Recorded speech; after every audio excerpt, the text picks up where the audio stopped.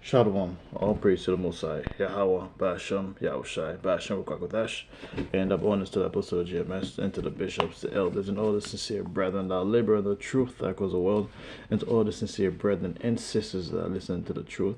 And I pray this may be another edify lesson to the flocks, and with the Most High, I want to this message, let it be heard.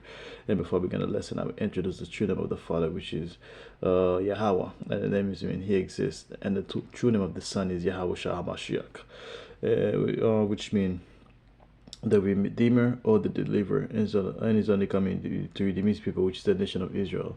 In today's age, they identify them as the so-called Negroes, so-called Latinos, and the so-called Native Americans were scattered all four corners of the world and looks like the nations, and also practice the custom of the other nations. And with that, that'll be it for the introduction of the lesson. So today's title of the lesson is basically U.B.I, which is Universal Basic Income, and that's the topic. So because that's the thing that they've been talking about lately, a lot of people are losing jobs after jobs, and they're planning on implementing a new system called Universal Basic Income. And the first time they mentioned that was basically, the first time I would say I was aware of that was the Moabite guy was running. His name is Andrew Yang, was running for president back in 2018, 2019. That's the first time he brought that idea, and people was like, "What? No way, that'll never happen." And here we are, 5 years. Well, 6 years gonna go be 7 years now, because next year is 2026. Because when it was mentioned, that was 2019. So here it is. We're gonna go 7 years later, almost a decade later, and we're gonna see this thing happen in real life now. So let's see what is universal base of income, and for short is UBI. Most commonly refers to universal basic income, is a social welfare proposal where all citizens of a given population regularly receive a minimum income in a form of unconditional or cash transfer. So basically, when you say welfare for where all citizens of a given population is most likely low income people or middle class people, basically what you would consider general population will receive that kind of um, I don't want to say reward, incentive basically. Other potential meanings include unrelated business income related to tax exempt. So basically, like non-profit organizations, uh, organization or the Union Bank of India. So let's see what they say. Universal basic income is a concept designed to provide every resident within a defined area with a regular set amount of money. For example, a lot of people that's losing their jobs, or um, people that have like a small businesses.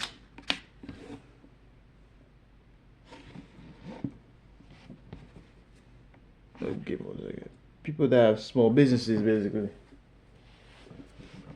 or people that work in stores like grocery shopping, malls, or basically any sort of like a local businesses.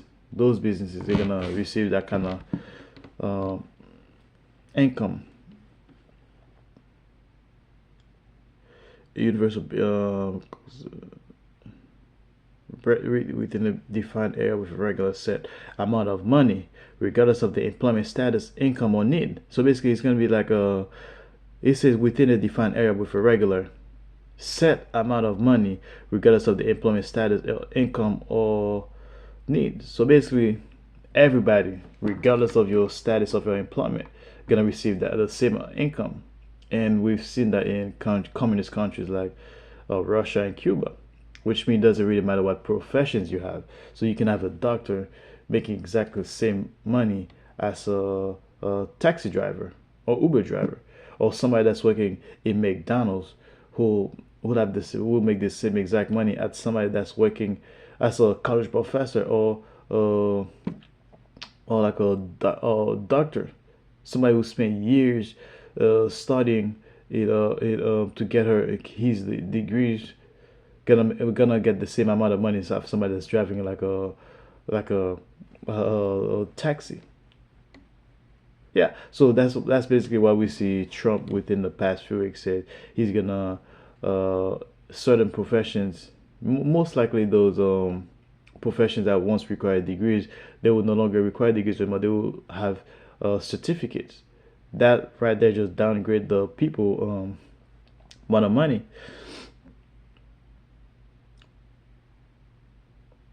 So when somebody's busting them ass working or studying all those degrees, studying all those years just to earn the same as a taxi driver, what most people are gonna be like, what am I wasting my time for? So people are gonna start working. That's one of the reasons they bring in those AIs, man, to do works that once used to be done by human. Um, Key characteristics: universal, provide to all individuals meeting minimal criteria like citizenship or residency. Unconditional, no requirements for work or a means test to receive benefits. Regular, payments are made periodically, monthly. So basically once a month or twice a month. So it's a universal. Basically everybody gonna receive that income regardless of your social status.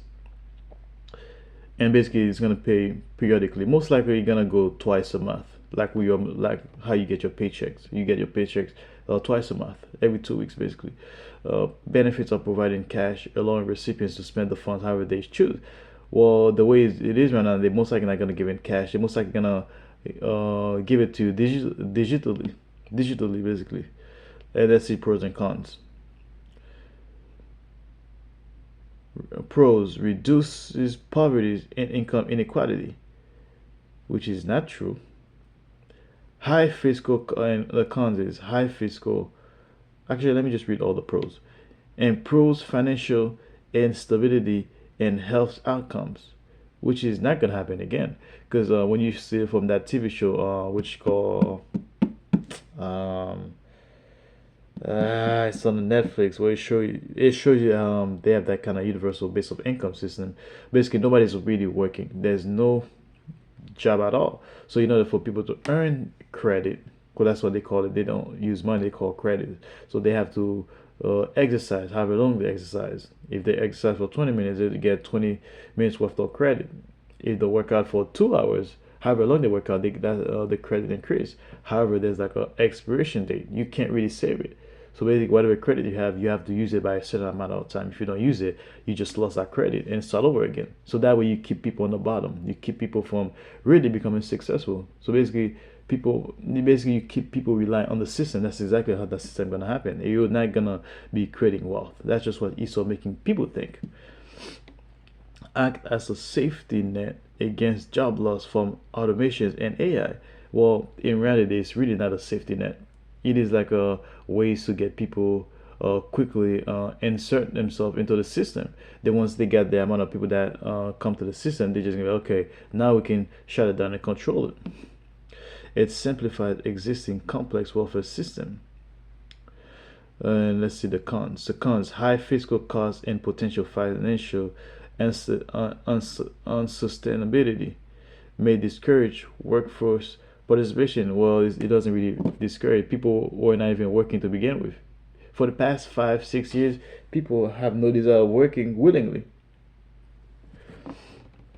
Could potentially cause inflations, which is not going to be possible because everybody there won't be any money to functions to begin with anyway.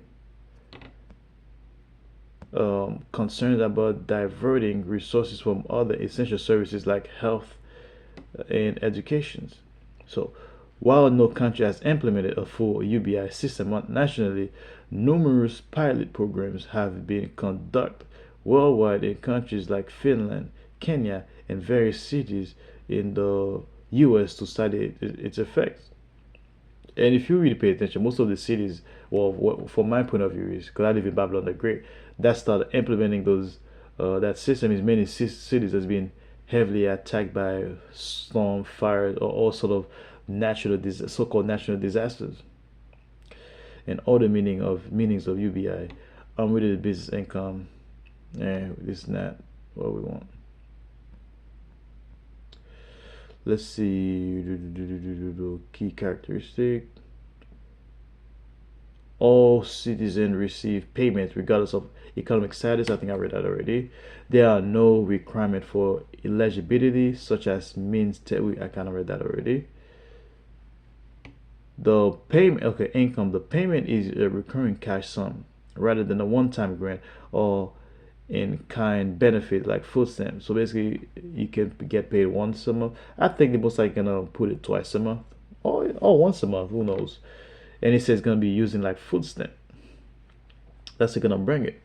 So let's see what's the arguments for. Arguments for is a provide a safety net which can significantly decrease poverty and income inequality. Pilot programs have shown positive impacts on physical health, mental health, and general life satisfaction. Economic stimulus provide individuals with disposable income which can stimulate local economies. Could simplify or reduce complex mean-tested welfare systems, saving administration costs. Adaptability helps individuals manage job displacement caused by automation by providing security for retraining or entrepreneurship. What are the cons? Implementing a full UBI system for all citizens would be extremely expensive. A large influx of money could drive up demand for basic necessity, leading to price increases. That's all the speculations they're making, but we all know they're not gonna use it like that. Critics are like that guaranteed income might reduce the motivation for people to seek or maintain employment. People already have no motivation to work anyway, and people already not even seeking for employment, so it really doesn't make any difference. Some argue as it is unfair for productive workers to subsidize the livelihood of those who choose not to work. That is true. However, the where that one's gonna be the most unfair is when you basically, like I said earlier, when you like a doctor, you basically like an engineer, you spent 5 or 10 years learning your craft. When you like a job like you specialize on, when you spend years of studying, the next and somebody who spent no years of studying, like I said earlier, take a cab driver. You don't really need any skills to be a cab driver. Anybody can be cab drivers.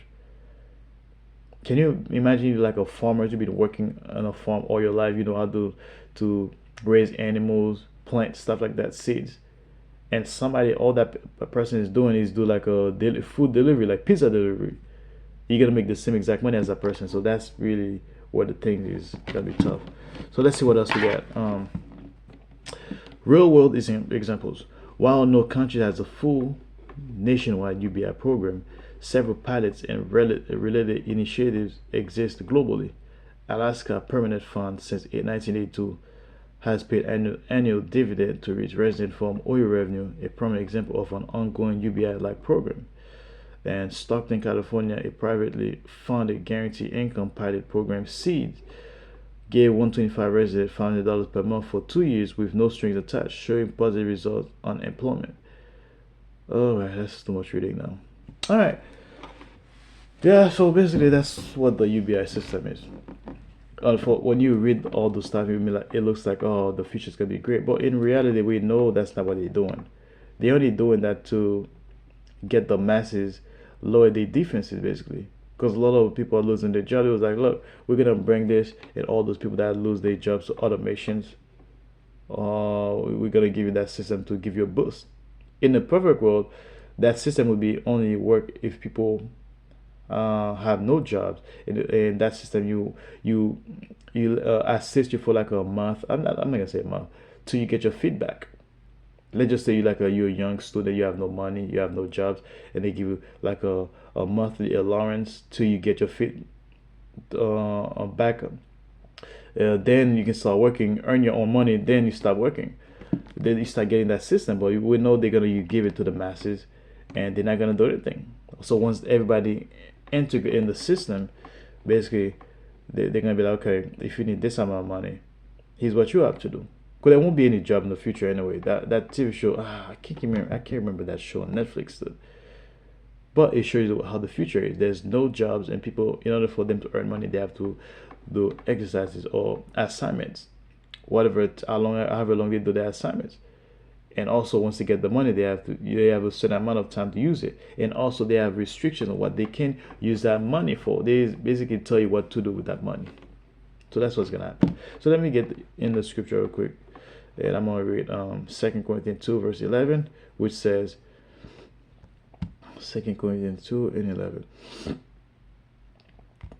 2 Corinthians 2 and 11, which says, lest Satan should get an advantage of us, for we are not ignorant of his devices. So basically, we can't let Satan outsmart us because we are not ignorant of his devices. What does that mean? It means that when the masses saw what Esau said, they was like, "Oh man, well, not, almost 10 years ago, they was like, this is not true. It's not gonna be able to happening. That's not possible." But now, 7 years later, 6, 7 years later, people is like, "Oh man, let's give this a shot." So there's a lot of people that's really looking forward for it, especially people that don't want to work. They be like, "Yeah, that's gonna be helping. That's gonna be helpful. That's gonna stimulate the economy." That's all a lot of people are thinking right now, not knowing this is gonna be a trap. They're basically trapping themselves. If you tell 7 years ago people are gonna be going digitally, they're gonna have all their record online, they're gonna use the MOTB or RFID chip, people will be like, "I know way, I ain't doing that stuff. I'm gonna be using cash." There's still people that say, "I ain't taking it. Oh, let's fight it." How are you gonna fight it? How one person gonna fight the system? Oh, we're just not gonna buy their products. Okay, you don't buy the product, that doesn't mean anything. It's the exact same people that say, "I ain't gonna take the juicy juice." And guess who was the first online when they tell them you can't travel, you can't feed your family, you can't go get your medicine at hospital? What do you think people do? Fine, they give up that arm. It's the exact same people that's gonna do the exact same thing when the MOTB comes. So basically, that's what the scripture said. Let's not let Satan should not get an advantage of us, for we are not ignorant of his devices. And one of those devices is this deception that Esau is using. The only one that's not gonna get deception, that's not gonna get deceived is the elect, basically. So the next one is Isaiah 19 and 15. Isaiah 19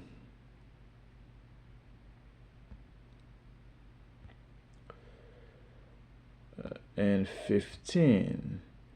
It says, "There is nothing Egypt can do. All are helpless, the head and the tail, the noble palm branch and the lowly reed."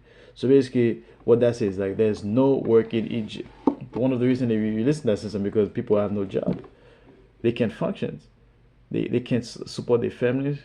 Basically, their back is against the wall, so they have nothing, no other choice but complying to the systems.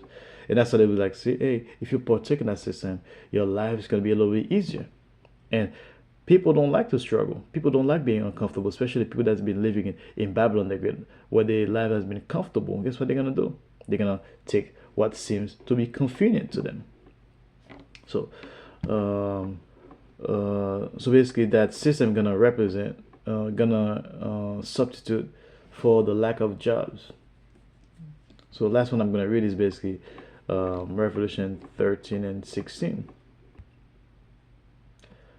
Because that system is only going to lead to one thing, which is the MOTB, which is, let's read it. "And he causes," Revelation 13 and 16, "and he causes all, both small and great, rich and poor, free and bond, to receive a mark on their right hand or in their foreheads." So when you say causes both, small and great, that means it does.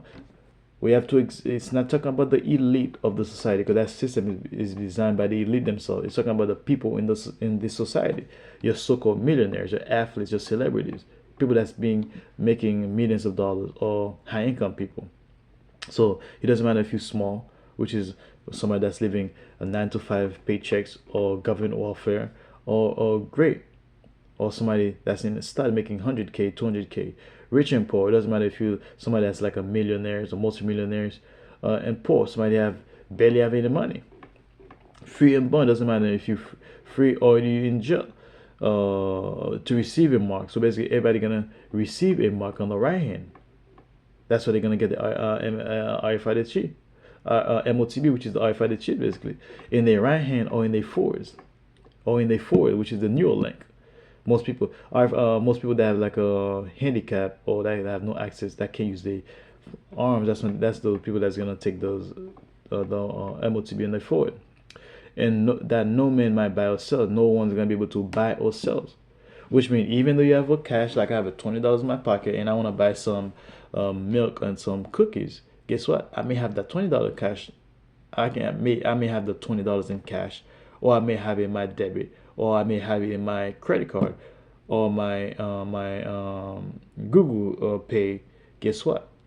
it won't take it, because what it needs is the MOTB, which is RFID chip, which is going to be in your hands. So if you don't have it in your hand, guess what? You won't have an access. Matter of fact, a lot of stores that they're designing, and one of the Walmart they designed for the past, actually this year to be exact, since early this year they've been renovating it, and I think the renovation is finally over. Now they have self-checkout, where you have your receipt on your hands, on your phone also. And now in the entrance of the Walmart, the way they're designing it, they haven't amended it yet, but I can guarantee you next year, or could be by next summer, at the front door you have to scan your basically you're gonna have to scan your hand. That's what they exactly go, because I've been seeing a lot of videos when you watch UK, Australia, Switzerland. You see people walking in the store with their hands, they beep their hands and they enter the store. That's how they're gonna be in the future. So you don't even have to be inside. You're not gonna be like, you do all your purchasing, then you're gonna go to the cashier. The cashier was like, oh, you don't have MOTB. No, they do it right at the door. If you don't have that thing in your hand right at the door, no access. So that's basically what they're doing. So you can't by yourself, save he that have the mark, or the name of the beast, or the number of the beast, or the number of his name. He is wisdom. Let him that have understanding count the number of the beast, for it is the number of a man, and his number is 603 scores. So basically, you're gonna need wisdom in those days, man. Who has the wisdom? The men of the Lord, the hopeful. Like those are the ones that have wisdom, because the masses, they're gonna take it, they're gonna comply, because the masses doesn't like to be uncomfortable. So that system that's coming right now, it's coming to basically take the masses away, man. And the only one that's gonna fight it off is gonna be the hopeful, like, man. Because the scriptures say, if it was possible, even the elect would be deceived, but it's not possible. So when the elect saw that, it was like, wait a minute, wait a minute. The scriptures say here, this and that. I ain't gonna take that. So the master can be like, well, what you talking about, man? There's no way that it's still in the Bible. I'm gonna take it. Like even to this day, you're gonna tell people that the RFID chip is the MOTB. It's like, nah, the Bible would never say RFID chip. According to the scripture, it said there's a beast gonna put a mark on your hand or your forehead. That's still the mindset of certain people, man. But the elect ain't gonna be like that. Let me see. If it was possible, the elect will be deceived. Give me 1 second. If it was possible.